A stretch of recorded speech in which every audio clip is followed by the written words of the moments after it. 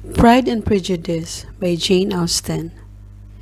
The news that a wealthy young gentleman named Charles Bingley has rented the manor of Netherfield Park causes a great stir in the nearby village of Longbourn, especially in the Bennet household. The Bennets have 5 unmarried daughters, from oldest to youngest: Jane, Elizabeth, Mary, Kitty, and Lydia, and Mrs. Bennet is desperate to see them all married. After Mr. Bennet pays a social visit to Mr. Bingley, the Bennets attend a ball at which Mr. Bingley is present. He is quite taken with Jane and spends much of the evening dancing with her. His close friend, Mr. Darcy, is less pleased with the evening and haughtily refuses to dance with Elizabeth, which makes everyone view him as arrogant and obnoxious.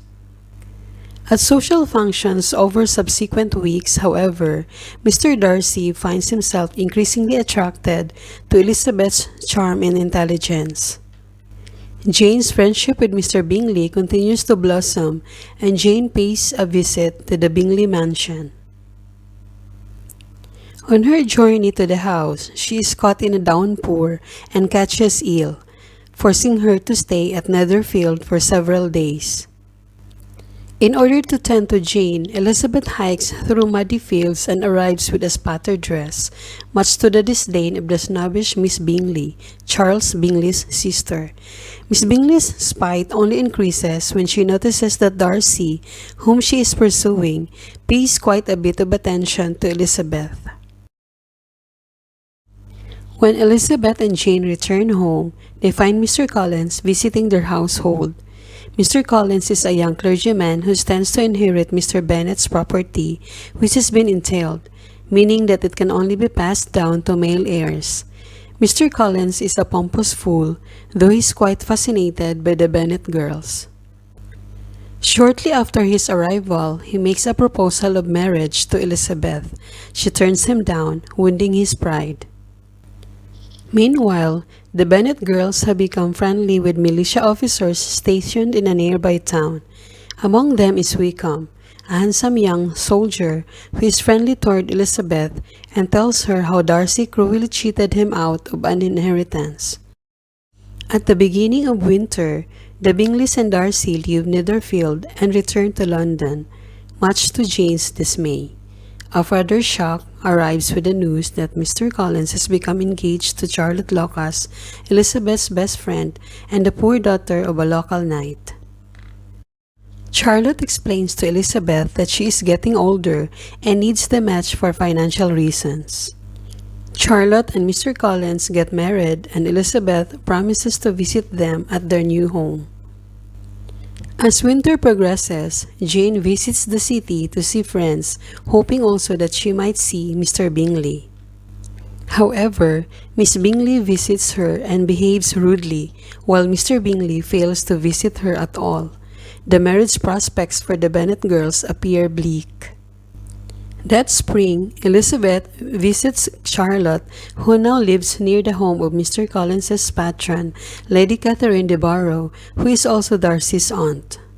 Darcy calls on Lady Catherine and encounters Elizabeth, whose presence leads him to make a number of visits to the Collinses' home where she is staying.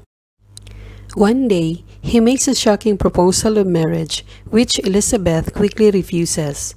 She tells Darcy that she considers him arrogant and unpleasant, then scolds him for steering Bingley away from Jane and disinheriting Wickham. Darcy leaves her, but shortly thereafter delivers a letter to her. In this letter, he admits that he urged Bingley to distance himself from Jane, but claims he did so only because he thought the romance was not serious. As for Wickham, he informs Elizabeth that the young officer is a liar, and the real cause of their disagreement was Wickham's attempt to elope with his young sister, Georgina Darcy. This letter causes Elizabeth to re-evaluate her feelings about Darcy. She returns home and acts coldly toward Wickham.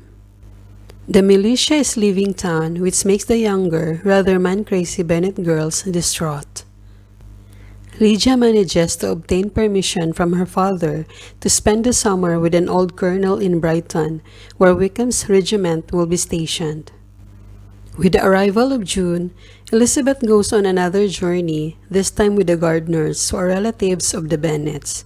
The trip takes her to the north and eventually to the neighborhood of Pemberley, Darcy's estate. She visits Pemberley after making sure that Darcy is away and delights in the building and grounds, while hearing from Darcy's servants that he is a wonderful, generous master. Suddenly, Darcy arrives and behaves cordially toward her. Making no mention of his proposal, he entertains the Gardners and invites Elizabeth to meet his sister. Shortly thereafter, however, a letter arrives from home, telling Elizabeth that Lydia has eloped with Wickham and that the couple is nowhere to be found, which suggests that they may be living together out of wedlock.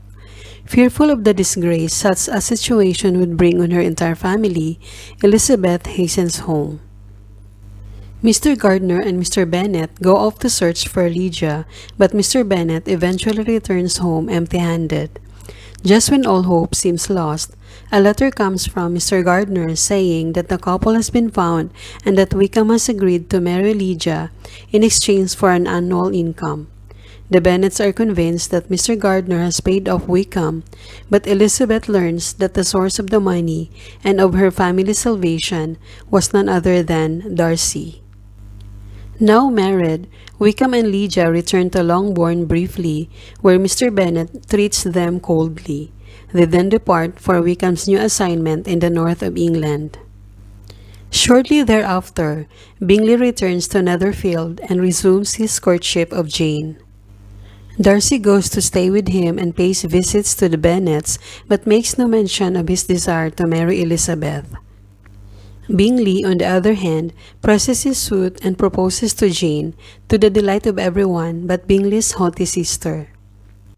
While the family celebrates, Lady Catherine de Barrow pays a visit to Longbourn.